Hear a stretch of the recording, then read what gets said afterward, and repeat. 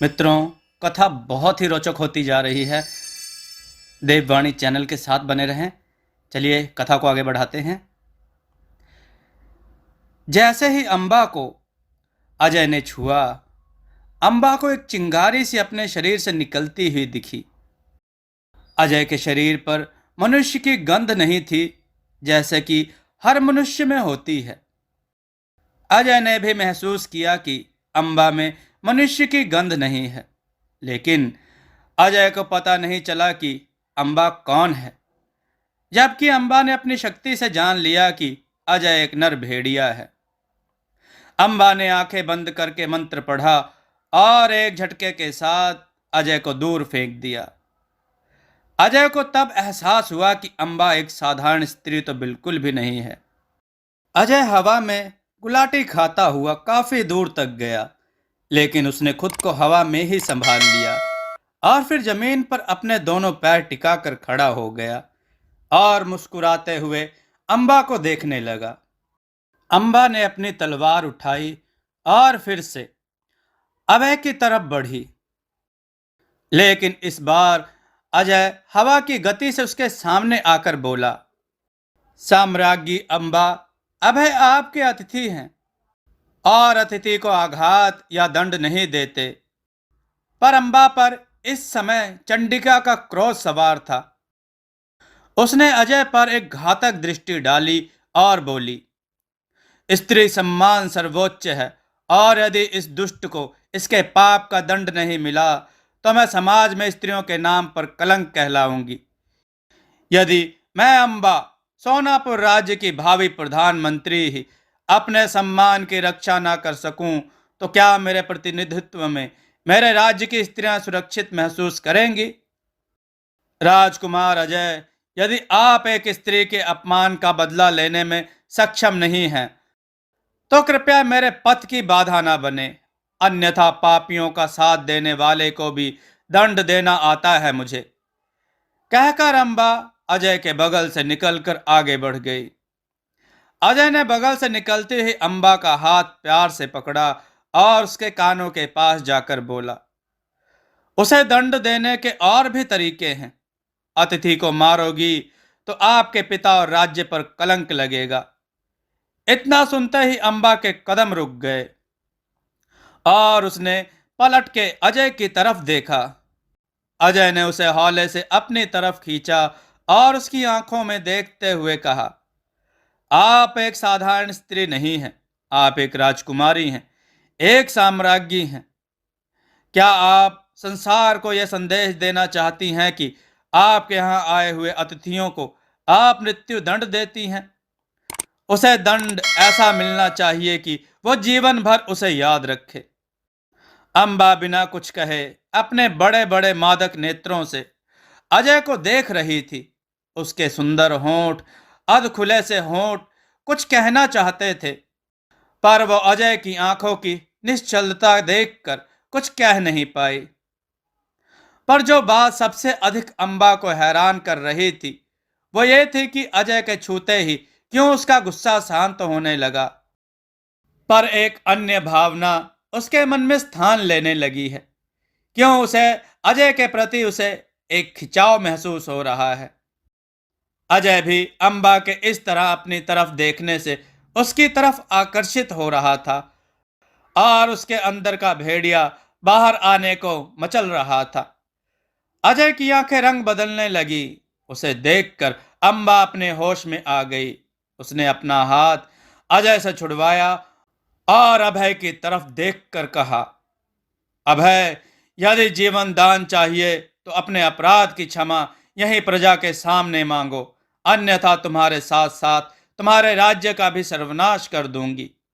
वैसे भी तुम्हारे जैसे शासक से अच्छा है कि तुम्हारा राज्य सोनापुर राज्य के अधीन हो जाए। अभय अब अपनी पराजय स्वीकार कर चुका था, लेकिन सबके सामने क्षमा मांगना असंभव था। उसने अम्बा की युद्ध करने की धमकी के बारे में सोचते हुए धीरे से उठा और अम्बा के पास आकर धीरे से बोला, मैं अपनी पराजय स्वीकार करता हूं, राजकुमारी अम्बा। अम्बा ने उसकी गर्दन पर तलवार रखते हुए कहा, परास्त तो आप मेरे प्रथम वार से ही हो गए थे। मैंने कहा, आप अपने अपराध की क्षमा मांगो। अभय ने चारों तरफ नजर घुमा के देखा तो सारे राजा, प्रजा, राजकुमार सब उसकी तरफ देख रहे थे। उसने अपनी आंखें बंद करके विचार किया, बिना मान के जीवित रहने से भी क्या लाभ। उसने अपना सर हिलाते हुए कहा, राजकुमारी अम्बा, मृत्यु दंड स्वीकार है, परंतु क्षमा नहीं मांगूंगा। एक स्त्री से क्षमा मांगकर जीवित रहने से अच्छा है कि मैं मृत्यु का वर्ण कर लूं। अब तो अजय को भी क्रोध आ गया। भेड़िया उसके अंदर से बाहर निकलने वाला ही था। जैसे ही उसके नखों ने बढ़ना और आंखों का रंग बदलने लगा, अंबा ने उसका हाथ थाम लिया और उसके छूते ही भेड़िया शांत हो गया। अजय ने आश्चर्य से अंबा की तरफ देखा तो पहले के जैसे एकदम शांत हो चुकी थी। जैसे जो अभी थोड़ी देर पहले चंडी रूप था वो उसका था ही नहीं। वह मुस्कुराते हुए अभय की तरफ बढ़ी और बोली, अभय, तुम्हारे इन बातों ने तुम्हें थोड़ा जीवन दान और दे दिया है। जाओ, जाकर युद्ध की तैयारी करो और जितनी सेना ला सकते हो ले आना। तुम अपने घुटनों पर बैठ के क्षमा मांगोगे और तब तुम्हें मैं ऐसा दंड दूंगी कि तुम आज के दिन को याद करोगे और सोचोगे कि आज अगर क्षमा मांग लेता तो अच्छा होता। इसके बाद अंबा ने अपनी तलवार उठाई और शांति की तरफ इशारा करती हुई, शांति, मैं अंबा इस अभय से युद्ध की घोषणा करती हूं। तुम्हारे राज तिलक पर मद्र देश भेंट स्वरूप देती हूं, स्वीकार करे। कहते हुए उसने अभय के हाथ पर एक प्रहार किया और अभय के हाथ में पकड़ी हुई तलवार शांति के पैरों में जाकर गिर पड़ी। एक दास ने आगे बढ़कर वो तलवार उठाकर शांति के सामने कर दी। शांति ने उसे छुआ और उसके बाद दास ने वो तलवार उसके हाथों से हटा दी। शांति अपने सिंहासन से उठ खड़ी हुई और आगे बढ़कर बोली, अम्बा, मेरा हृदय इस अभय पर आ गया है। मैं चाहती हूं कि तुम युद्ध के बाद इसे मेरी सेवा में दे दो। रनिवास में किन्नरों की कमी हो गई है। इतना कहकर शांति की हंसी से सारा क्रीड़ा स्थल गूंज उठा और वहां बैठे हर राजा, प्रजा, यहां तक महाराज और महारानी तक उनकी सांसें थम गई। पर शांति का न्याय कोई नहीं समझ सकता था सिवाय अंबा के। अभय ने अंबा के केश पकड़कर उसके नारित्व का अपमान किया और फिर क्षमा मांगने से अच्छा मृत्यु दंड स्वीकार करना समझा। अर्थात वह स्त्री को सिर्फ भोग का साधन और स्त्री जन्म को तुच्छ समझता था और शांति इस मानसिकता को समाज से पूरी तरह हटा देना चाहती थी और अभय को स्त्री जीवन से भी कठिन जीवन जीने को विवश कर देगी जिसे वो तुच्छ और घृणित समझता है। अंबा ने अपने हाथ जोड़े और अपना मस्तक शांति के सामने झुका दिया। आंसुओं की दो बूंद उसके नेत्रों से गिरकर पृथ्वी पर गिर पड़े। उसे अपनी बहन से इसी तरह के न्याय की आशा थी और उसकी शांति ने उसके सम्मान का मान रखा। जहां पर उसके अश्रु गिरे वहां दो सफेद फूल खिल गए। अंबा क्रीड़ा स्थल से निकलने से पहले एक नजर भर के अजय को देखा, फिर अपनी नजरें झुकाकर महल की तरफ चली गई और इसी के साथ सारे लोग वहां से धीरे धीरे उठकर चले गए। सिर्फ अजय और अभय बचे। सबके जाने के बाद अजय ने अभय का गला अपने एक हाथ से दबोचकर उसे हवा में लटका दिया और बोला, मन तो करता है कि तुझे यहीं फाड़ कर तेरा रक्त पान कर लूं, किंतु अब अंबा ने तुझे युद्ध की चुनौती दे दी है, इसलिए तुझे जीवित छोड़ना पड़ेगा।